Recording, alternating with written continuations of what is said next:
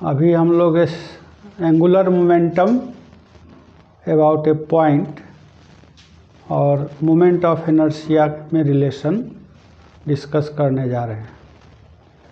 Angular momentum about a point R cross P लिखा जाता है, जिसमें आर पोजीशन वेक्टर है और पी पार्टिकल का मोमेंटम है।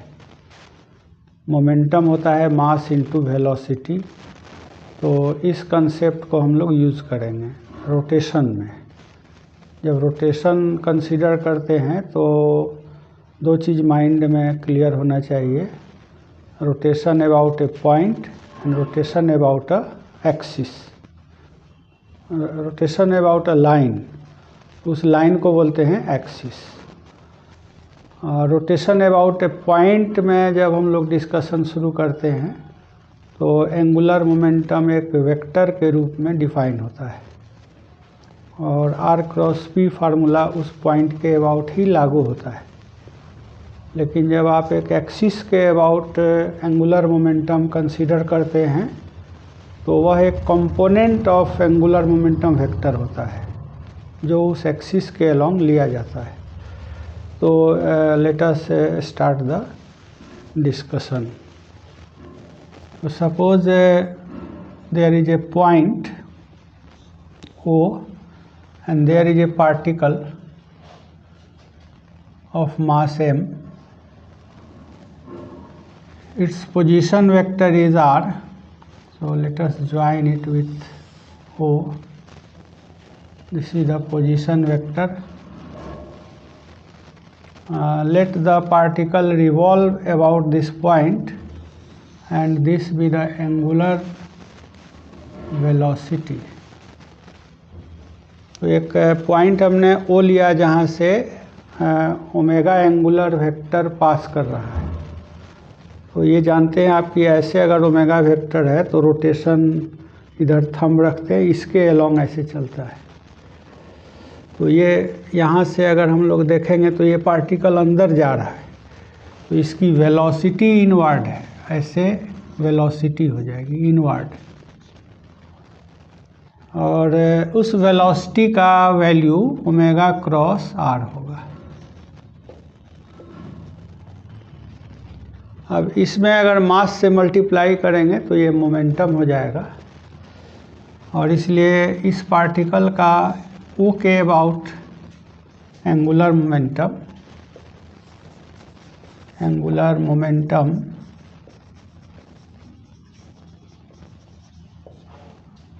about O, this will be just a product of R and P, where this is vector product or cross product.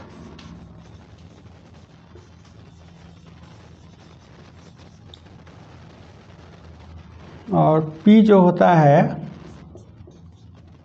Mass into velocity, ये P होता है। यहाँ पर V का वैल्यू है ओमेगा क्रॉस R, तो इसलिए ये हो जाएगा R cross M omega cross R।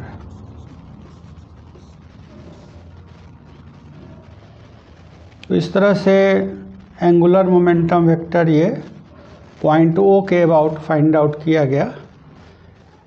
अगर आप LO को शो करना चाहेंगे तो R क्रॉस P है, R ऐसे जा रहा है और P अंदर की ओर है, तो इसको आगे थोड़ा बढ़ा लें तो R से P की ओर फिंगर कर्ल करें तो ये ऐसे आएगा।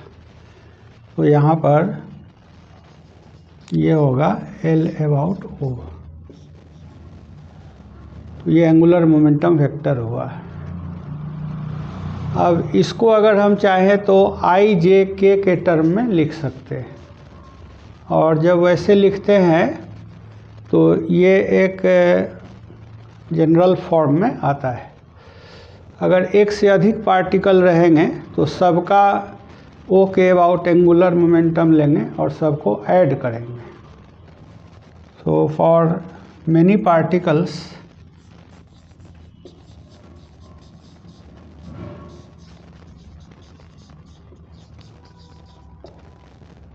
तो सबका एंगुलर मोमेंटम पहला का फिर दूसरा का निकाल करके और वेक्टर सम कर देंगे। ये हो जाएगा सभी पार्टिकल्स का एंगुलर मोमेंटम, मान लीजिए कैपिटल एल। अब यहाँ पर अगर आप वैल्यूज रखेंगे,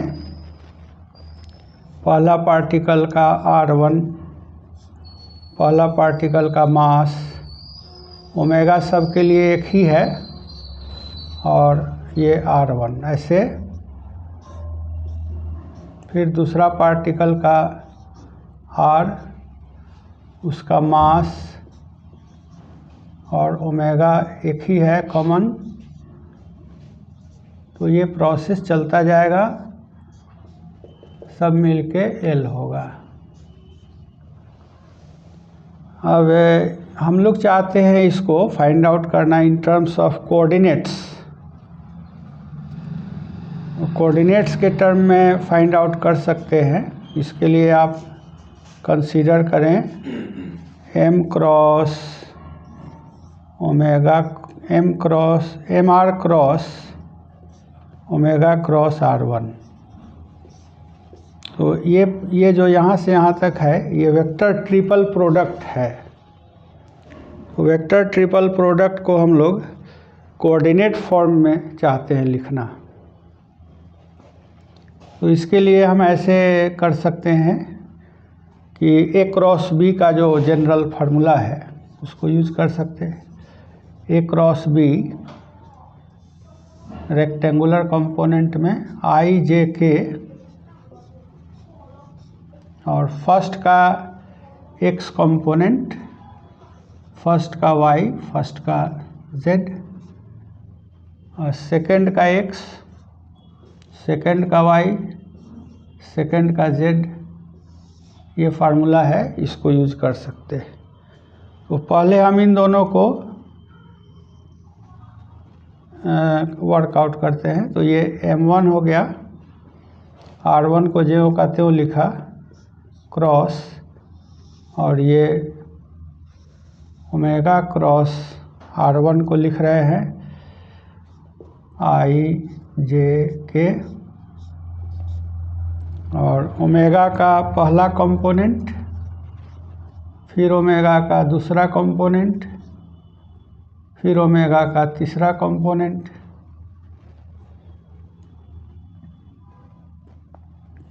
फिर इधर में सेकेंड वेक्टर का x1, y1, z1।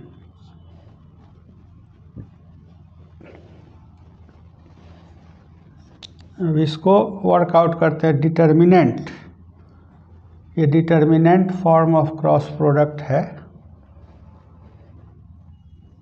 इसको वर्कआउट करेंगे। तो i का जब कोफिशिएंट ढूंढेंगे तो i के सामने ये ओमिट हो जाएगा, ये ओमिट हो जाएगा, तो omega y z1 minus omega z y1, इसका इससे गुना माइनस इसका इससे गुना।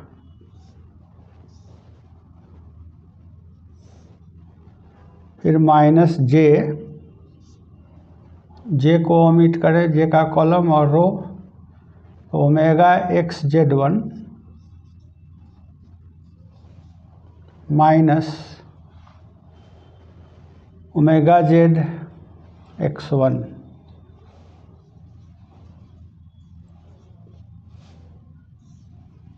प्लस के, ये अल्टरनेट प्लस माइनस होता है, तो प्लस माइनस प्लस, के साथ के का कॉलम ओमिट हो गया और रो ओमिट हो गया, तो omega x y1 minus omega y x1।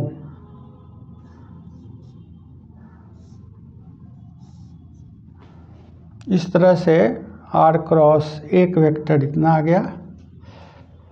अब फिर इस रूल को इन दोनों पर अप्लाई करेंगे तो इसका फर्स्ट सेकंड थर्ड लेंगे, फिर इसका फर्स्ट सेकंड थर्ड लेंगे। तो इस तरह से इसको आगे बढ़ाएंगे। अब हम लोग इसका फर्दर एक्सपेंशन करेंगे R1 और क्रॉस दिए वेक्टर, जैसा यहाँ कर रहे हैं। तो M1 हो गया ये, और I J K लिख दिए, उसके नीचे फर्स्ट वेक्टर का तीनों कंपोनेंट लिख दिए, उसके नीचे इस वेक्टर का 3 कंपोनेंट लिखे। पहला एंट्री ये है, और दूसरा एंट्री जो है माइनस साइन अंदर करके यहाँ लिखा हुआ है, और फिर तीसरा एंट्री यहाँ है। इसके बाद I को लेंगे, सेलेक्ट करेंगे, तो ये कॉलम और ये कॉलम रो गायब हो जाएगा। इससे इसको करेंगे और फिर इसको माइनस करके इसके साथ करेंगे, तो ये एक्सप्रेशन आएगा। इसके बाद अल्टरनेट माइनस प्लस होता है, तो जे में माइनस लग गया, तो जे का कॉलम और इसका रो गायब हो गया। x1 का इसके साथ, और फिर माइनस y1 का इसके साथ, y1 का नहीं, z1 का इसके साथ होगा, y1 कॉलम गायब है। तो इस तरह से j का कोफिशिएंट आया, और फिर k का आएगा, तो k का रो गायब करेंगे और कॉलम गायब करेंगे, तो x और y बचेगा और ये बचेगा। तो इसका इसके साथ पहले किए और माइनस करके इसका इसके साथ किए, तो इस तरह से पूरा वेक्टर फॉर्म आ गया। अब इसको केवल अरेंज किया गया सेकेंड लाइन में कि ओमेगा x का कोफिशिएंट इकट्ठा किए, ओमेगा y का किए, ओमेगा z का किए, तीनों कंपोनेंट्स में ऐसा कर दिए। अब अगर दूसरा पार्टिकल लेंगे तो केवल जो सबस्क्रिप्ट है पार्टिकल नंबर का वो चेंज करेगा, बाकी सब फॉर्म यही रहेगा। तो इसलिए अगर हम लोग L लिखना चाहें, जो कि बहुत सारे पार्टिकल्स का सिस्टम होगा, तब ऐसा लिख पाएंगे। तो L जो होगा वो 3 कंपोनेंट से बना होगा।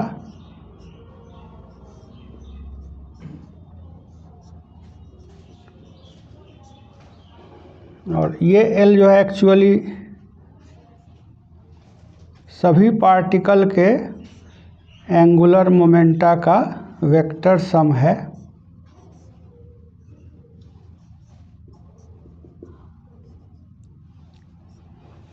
तो इसीलिए इनका अगर हम लोग x कंपोनेंट लेंगे तो इस Lx के बराबर होगा। तो Lx ये ऐसे आ गया, Lx will be equal to first particle का एंगुलर मोमेंटम का x,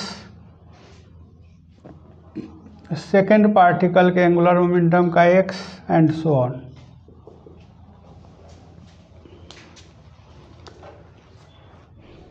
तो इस तरह से हम लोग अब इसको यहाँ से हटा देते हैं।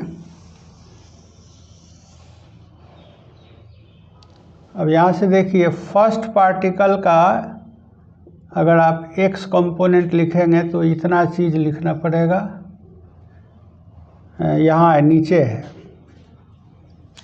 ये फर्स्ट पार्टिकल का ओमेगा x का कोफिशिएंट, तो ओमेगा x कॉमन हो जाएगा और ये पार्टिकल पर समेशन होगा। इसलिए Lx अगर हम लिखना चाहेंगे, Lx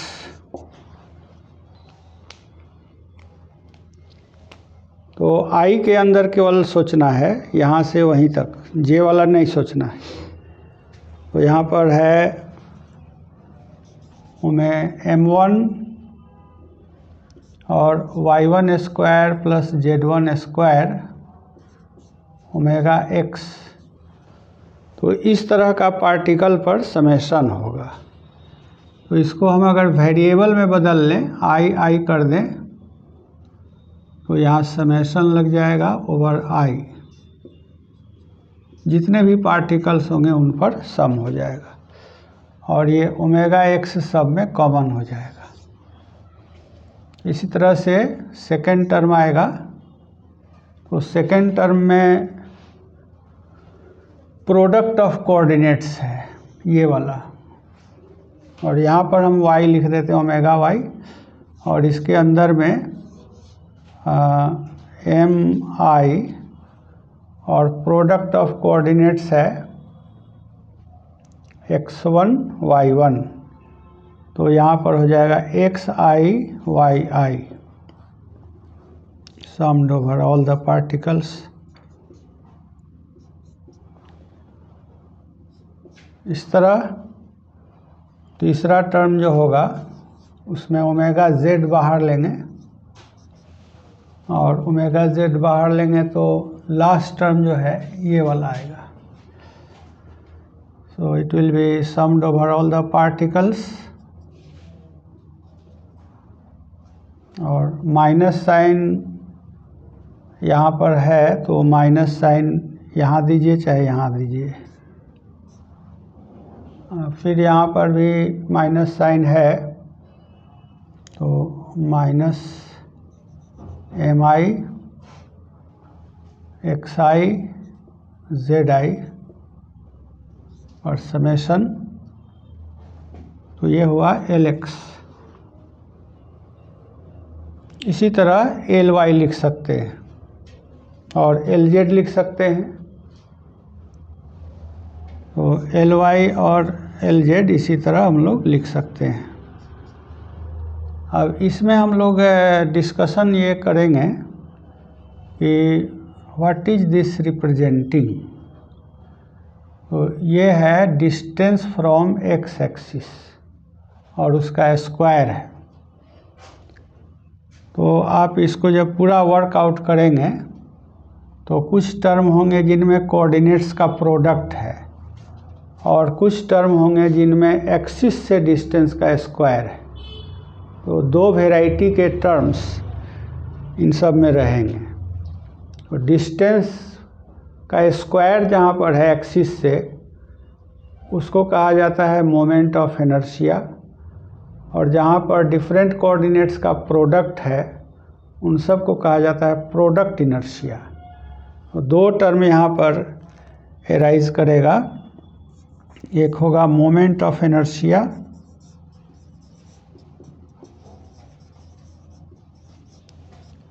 तो इसमें डिस्टेंस स्क्वायर होगा, डिस्टेंस स्क्वायर और मास का समेशन, तो ये कहलाएगा मोमेंट ऑफ इनर्शिया। और दूसरा टर्म होगा प्रोडक्ट इनर्शिया, प्रोडक्ट इनर्शिया जिसमें डिफरेंट कोऑर्डिनेट्स का, जैसे x का है तो y का है, या x का z के साथ है तो इस तरह का y का z के साथ है, इस तरह के टर्म होंगे जिसमें सेम कोऑर्डिनेट नहीं यूज होगा, तो इसको कहेंगे प्रोडक्ट इनर्शिया। तो ये दो टर्म हम लोग इसके बाद लिख रहे हैं। अब हम लोग इसके लिए एक सिंबल बनाते हैं, सिंप्लीफाई करते हैं नोटेशन को। जैसे ये चीज़ है डिस्टेंस फ्रॉम एक्स एक्सिस, तो इसको लिखते हैं एक्स एक्स, समेशन को लिखते हैं M I Y I square Z I square, इसको लिखते हैं आई एक्स एक्स। एक्स दो बार लिखने का कारण ये है कि ये दो वेरिएबल पर डिपेंड करता है, एक्स पर वाई पर या एक्स एक्सिस से डिस्टेंस पर। तो जहाँ भी ये डबल आएगा इसका मतलब उससे डिस्टेंस का स्क्वायर है। तो ये जो क्वांटिटी है square of distance from x axis.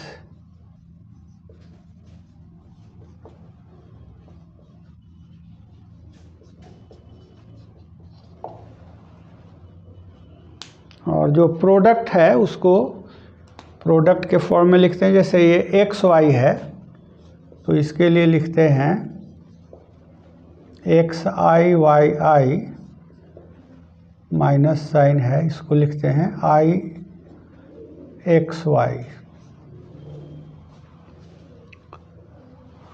ये वाला लिखते हैं sigma M I X I Z I I X Z. तो जब ये नोटेशन हम लोग यूज़ किए तो एल एक्स हो जाएगा आई एक्स एक्स ओमेगा एक्स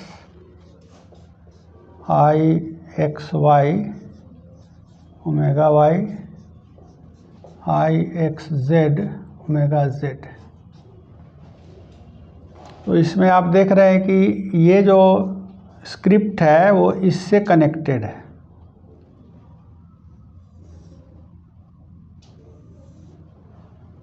और ये जो स्क्रिप्ट है वो इससे कनेक्टेड है। तो ये रिलेशन देखकर बाकी कंपोनेंट आप इसी के आधार पर बिना ये सब देखे हुए लिख सकते हैं।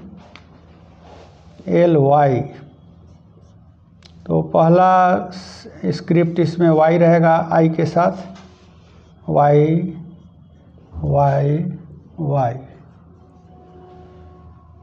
और ये एक्स वाई जेड रखना ही है, तो दूसरा स्क्रिप्ट जो है इसके अनुसार होगा।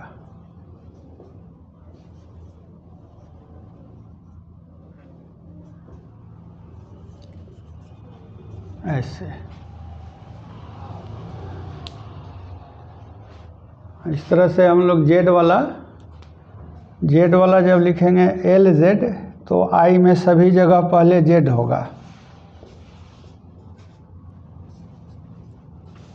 इसके बाद यहाँ ओमेगा एक्स ओमेगा वाई और ओमेगा जेड लिख देंगे, प्लस साइन दे दिए। इसके बाद ये वाला जो है इसके साथ लगा दें, ये वाला इसके साथ लगा दें, ये वाला इसके साथ लगा दें। तो इस तरह से तीनों कंपोनेंट एंगुलर मोमेंटम के निकल आए।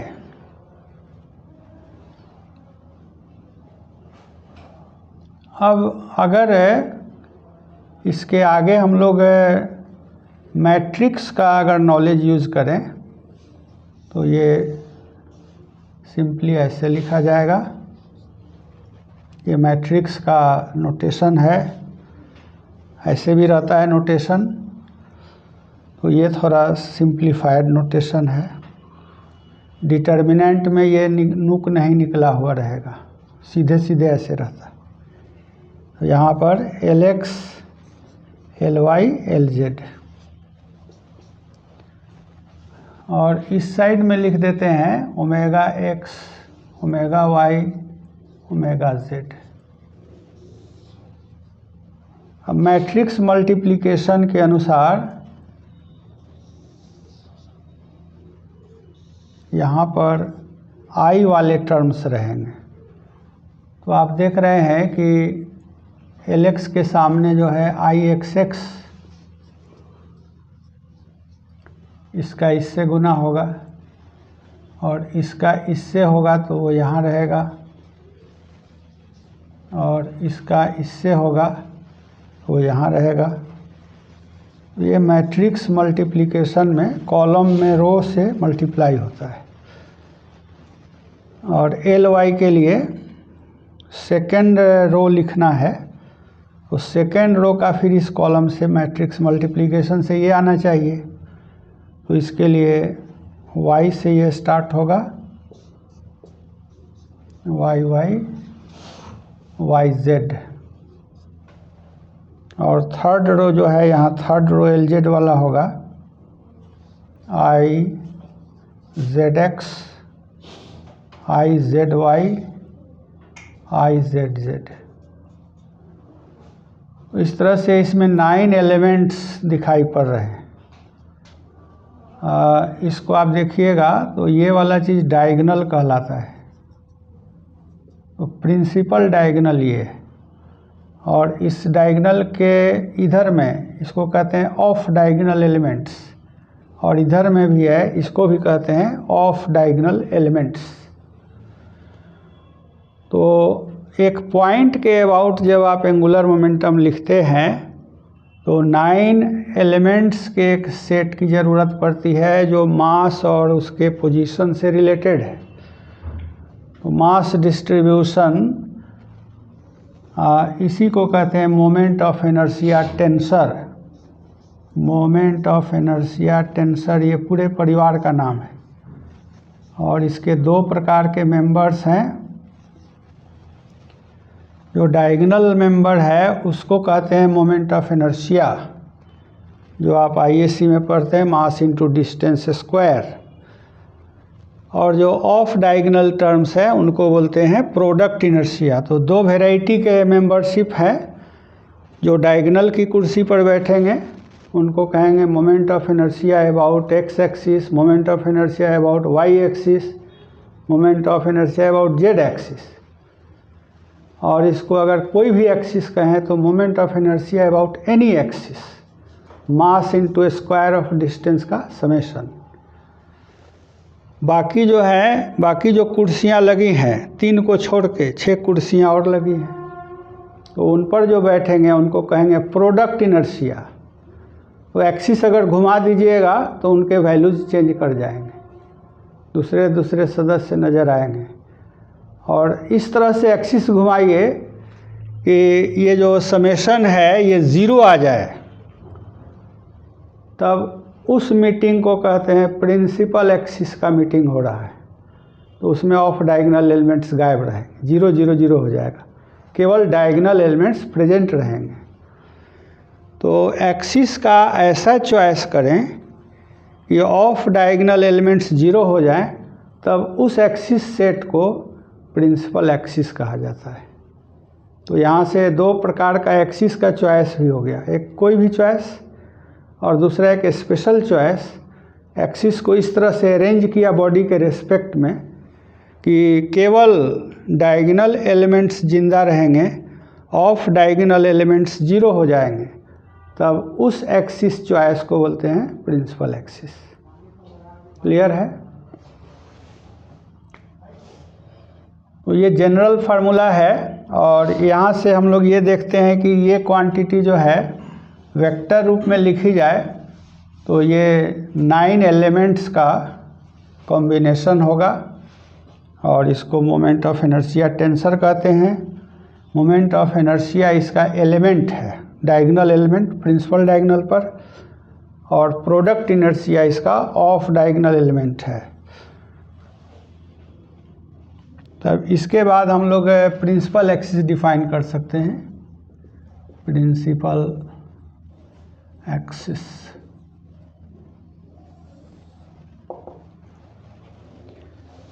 तो ये इस बॉडी के रेस्पेक्ट में, दिए हुए बॉडी के रेस्पेक्ट में ऐसा चॉइस है जिसके लिए ऑफ डायगोनल एलिमेंट्स 0 हो जाए।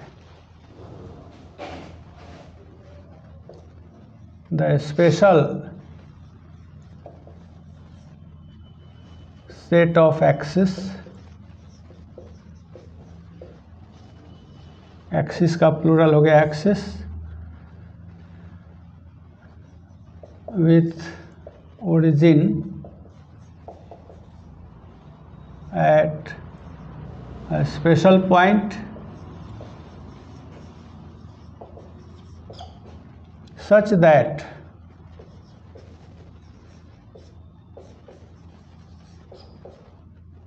off diagonal elements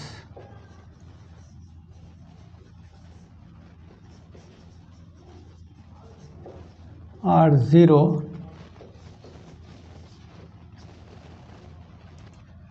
तो ऐसे स्पेशल सेट ऑफ एक्सिस को बोलते हैं principal axis. Is called a set of principal axis।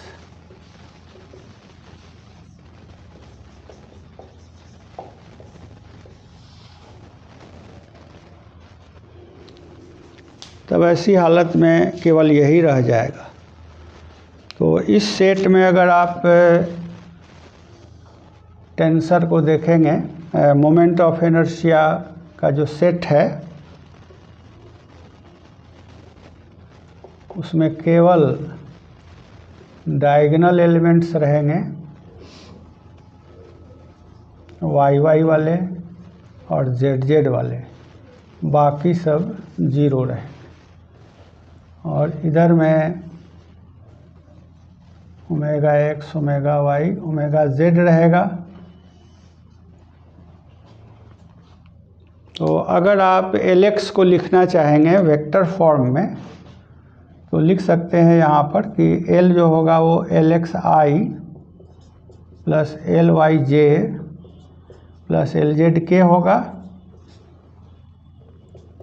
और Lx में जो वैल्यू है ये जनरल केस में ये रखा जाएगा।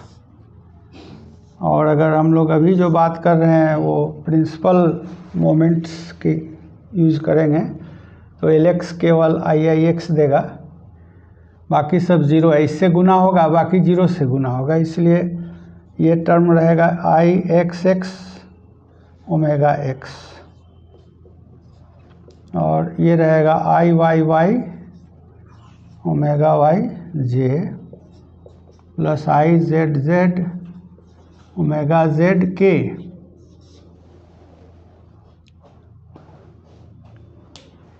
अगर ये तीनों बराबर हो जाएं तब इसको कॉमन ले सकते हैं, अदरवाइज अगर बराबर नहीं है तब भी ओमेगा वेक्टर और एल वेक्टर सेम लाइन पर नहीं है। तो in general L and omega do not coincide in direction.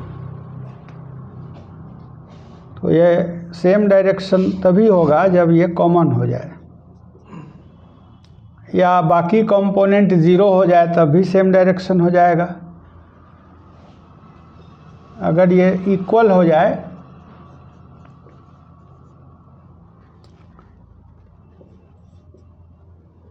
तब हम लोग लिख सकते हैं इक्वल टू, मान लीजिए आई नॉट हो गया तो एल को लिख सकते हैं आई नॉट ओमेगा वेक्टर।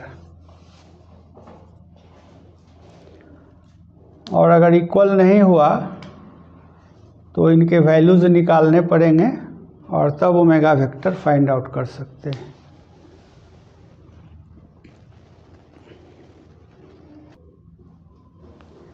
अब हम लोग कुछ एग्जाम्पल्स करते हैं जो इन कंसेप्ट्स को समझने के लिए यूज़ हो सकता है।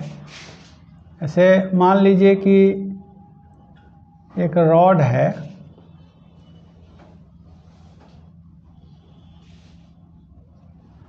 और इसके सेंटर ऑफ मास पर परपेंडिकुलर एक्सिस खींचा गया।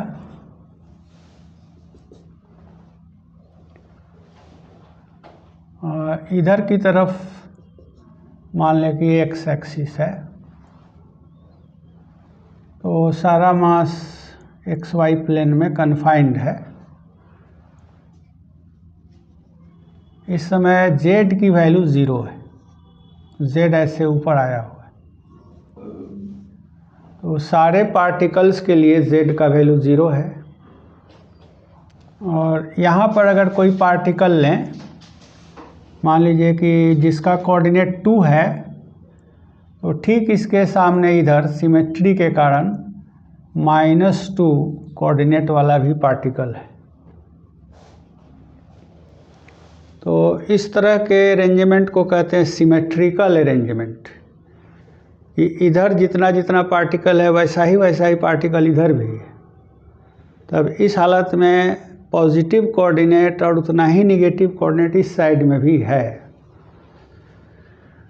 तो इसीलिए अगर इसको हम लोग एक्स आई कहते हैं तो मास कॉमन हो जाएगा और एक्स आई का सम लेंगे। अगर इक्वल मास ले लें यहाँ पर डीएम डीएम तो मास कॉमन हो जाएगा और समेशन चला जाएगा एक्स आई पर, तो 2 और -2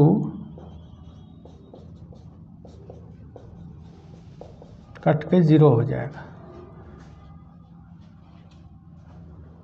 इसमें अगर कोई y कोऑर्डिनेट लें तो ये y कोऑर्डिनेट खुद ही 0 है, तो m इंटू एक्स आई इंटू 0, तो ये समेशन मास अंदर में भी रहे और डिफरेंट भी रहे तो प्रोडक्ट इनर्शिया इसका 0 हो जाएगा। तो इस तरह का एक्सिस का चॉइस इस रॉड के लिए प्रिंसिपल एक्सिस हो गया। जो सेंटर ऑफ मास से गुजरता है और रॉड के ऊपर परपेंडिकुलर है। तो ये प्रिंसिपल एक्सिस की तरह बिहेव कर रहा है। तो इसलिए आप देखेंगे इसमें कि जो क्रॉस टर्म्स हैं वो सारे जीरो आ जाएंगे। वाई एक्सिस से डिस्टेंस वाला टर्म रहेगा, जेड एक्सिस से डिस्टेंस वाला टर्म रहेगा, और एक्स पर ही सारा मास है तो एक्स से डिस्टेंस वाला टर्म जीरो हो जाएगा, इसलिए आई एक्स एक्स जीरो हो जाएगा। और आई वाई वाई रॉड का जो मोमेंट ऑफ इनर्शिया होता है वही रहेगा। वाई एक्सिस के about moment of inertia ml²/12 होता है, तो ये हो जाएगा ml²/12, जिसमें टोटल मास है। और आई जेड जेड लीजिएगा तो उसमें भी यही फार्मूला लग जाएगा। तो इस तरह से इस रॉड का अगर मोमेंट ऑफ इनर्शिया हम लोग राइट डाउन करें टेंसर के रूप में, आई, तो यहाँ पर एक मैट्रिक्स बना दें। यहाँ पर आई एक्स एक्स जीरो है और आई वाई वाई ml²/12 है और आई जेड जेड ml²/12 है। बाकी दोनों टर्म, बाकी सारे टर्म्स जीरो है।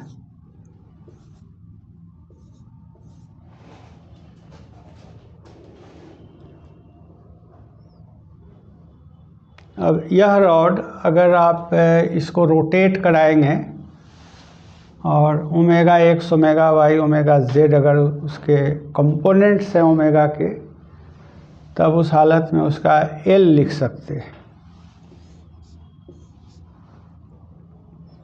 और एल एक्स होता है I X omega X plus I X Y omega Y plus I X Z omega Z.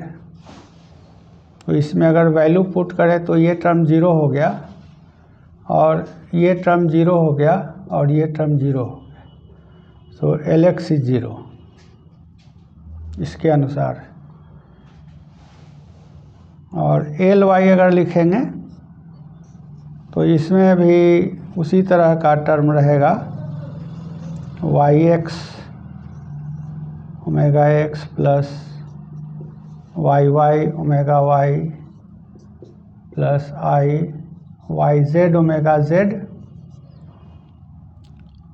तो आप देख रहे हैं कि ये क्रॉस टर्म्स जीरो है, तो ये टर्म जीरो हो गया, ये जीरो नहीं है, ml²/12 है, तो यहाँ पर ये रह गया और ये ज़ीरो है। तो इसलिए ये हो गया ml²/12 ओमेगा वाई।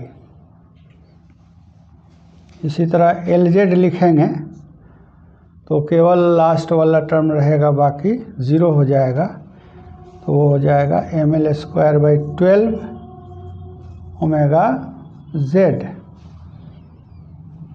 इस तरह से एल वेक्टर हमारा हो जाएगा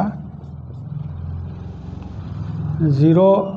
एल एक्स ज़ीरो होने के कारण आई नहीं रहेगा, एल वाई का वैल्यू है, तो ये हो जाएगा ml²/12 और ये जेड वाले में भी कॉमन है, तो ये हो जाएगा ओमेगा वाई जे प्लस ओमेगा जेड के, जो ये एल का फाइनल वैल्यू हो गया। ओमेगा का वैल्यू अगर आप यहाँ से लेंगे, किधर ओमेगा है, किसके अबाउट घुमा रहे हैं, उसके अनुसार उसका वैल्यू ले सकते हैं। ऐसे रॉड को अगर वाई के अबाउट घुमा रहे हैं तो ओमेगा वेक्टर वाई एक्सिस पर होगा, तो उसके परपेंडिकुलर डायरेक्शन में कंपोनेंट जीरो हो जाएगा, तब ये टर्म जीरो हो जाएगा और खाली यही रह जाएगा। तो इस तरह से ये डिपेंड करता है कि आप ओमेगा किधर ले रहे हैं, एक्सिस के अलावे किस ओमेगा से रोटेट करा रहे हैं, तो उसके अनुसार ओमेगा का कंपोनेंट लेकर इसमें भर सकते हैं। तो मान लें कि ओमेगा जो है केवल वाई एक्सिस पर है, तो ये वाला टर्म 0 हो जाएगा और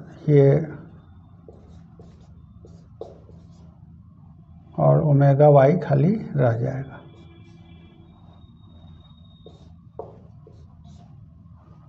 इसकी जगह पर ये ओमेगा वेक्टर डाल देंगे तो ये आई ओमेगा फॉर्म में आ जाएगा, दोनों एक ही डायरेक्शन में हो गए। अगर ये जिंदा रह गया तो दोनों एक डायरेक्शन में नहीं रहेंगे, एल जो है उसके कोफिशिएंट के साथ चलेगा।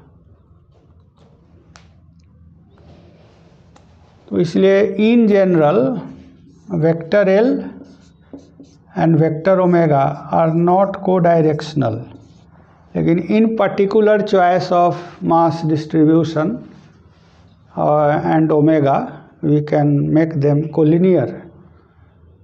तो इसका बहुत सा इफ़ेक्ट होता है, जैसे साइकिल का चक्का है और धुरी के अबाउट उसका मास डिस्ट्रीब्यूशन सिमेट्रिकल है और वो धुरी के अबाउट ही ओमेगा रहता है, तो एल और ओमेगा एक ही लाइन पर रहेगा तो वो वॉबलिंग नहीं करेगा।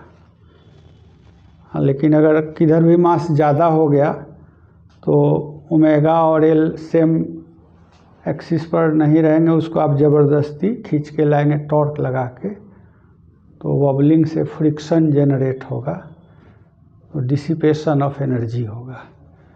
सो ये इम्पॉर्टेंट है कि ओमेगा और एल किधर किधर डायरेक्टेड है। ऐसे पंखा आप टांगते हैं लोकल में, तो ऐसे ऐसे डांस करता है और घूमता है, उसका क्या कारण है? वही वॉबलिंग है कि उसका मास डिस्ट्रीब्यूशन एक्सिस के अबाउट सिमेट्रिकल नहीं है, जिसके कारण वो वॉबल कर रहा है।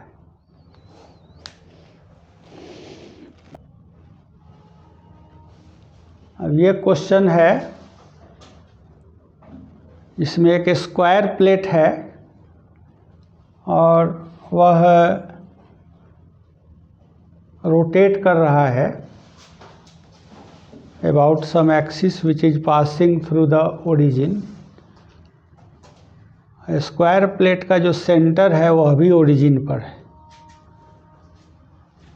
ये सेंटर्ड ऐसे भी लिखा जाता है और RED भी लिखा जाता है, ये सही है। Centred at the origin and rotating about an axis passing through the origin. ये ओरिजिन है और इसका भी सेंटर है, वहीं ये सेंटर्ड है और यहाँ से कोई एक्सिस है जिसके अबाउट ये रोटेट कर रहा है। किसी इंस्टेंट पर, जो इंस्टेंट हमने दिखाया है उसी इंस्टेंट पर ऑल द वर्टिसेज, वर्टेक्स इसमें 4 है, जहाँ जहाँ कोना है वही वर्टेक्स है, चारों वर्टेक्स एक्स और वाई एक्सिस पर लाई कर रहे हैं, ये लिखा हुआ है एक्स एंड वाई एक्सिस। और इसी इंस्टेंट पर इसका एंगुलर मोमेंटम 3 डायमेंशन में दिया हुआ है, आई जे के। तो हमने एक्स वाई ले लिया और जेड इसके नॉर्मल ले लिया, तो ये रेक्टेंगुलर फ्रेम हो गया, उसी में ये एल दिया हुआ है। आई नॉट है moment of inertia about X axis, तो एक्स एक्सिस के about moment of inertia I not है, जिसको हम लोग अपने लैंग्वेज में आई एक्स एक्स लिखते हैं, वही आई नॉट दिया हुआ है। अब फाइंड आउट करना है कि एंगुलर वेलोसिटी कितना है। तो मेन जो कैलकुलेटिंग सेंटर है वो यही है एल, और एल का एक्स कंपोनेंट लेंगे तो एल एक्स कहलाएगा, वाई कंपोनेंट लेंगे तो एल वाई कहलाएगा, और जेड लेंगे तो एल जेड कहलाएगा। तो इस तरह से इसके 3 कंपोनेंट्स हम लोग पहले लिख लेते हैं। एल एक्स क्वेश्चन के अनुसार है 2I0 ओमेगा नॉट। क्वेश्चन के अनुसार और थ्योरी के अनुसार ये कितना होता है, मतलब है कि आई वाई वाई उतना ही होगा जितना आई एक्स एक्स होगा सिमेट्री से, सिमेट्री ऑफ मास डिस्ट्रीब्यूशन। फिर आई जेड जेड चाहिए, तो उसके लिए आप देखिए ऐसे जेड एक्सिस है जो कि इस प्लेन पर नॉर्मल है और प्लेन में प्लेट है, तो ऐसे केस में पैरेलल परपेंडिकुलर एक्सिस थ्योरम है मोमेंट ऑफ इनर्शिया का, कि इन दोनों के अबाउट मोमेंट ऑफ इनर्शिया अगर जोड़ दें तो इसके अबाउट निकल जाएगा। तो इसलिए I Z Z is sum of I X X plus, तो सम करेंगे ये तीन रिलेशन आपको मोमेंट ऑफ इनर्शिया। अब हम लोग दिखा रहे हैं आपको सॉल्यूशन।